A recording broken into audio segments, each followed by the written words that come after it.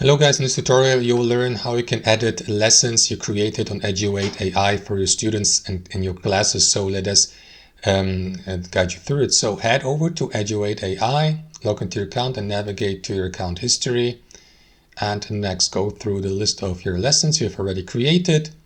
And what you want to do next, guys, is click into the three dots here to the right to load your lesson to the workspace. You will see the lesson here. So if you'd like to keep working on it, continue working on it, simply click into edit here.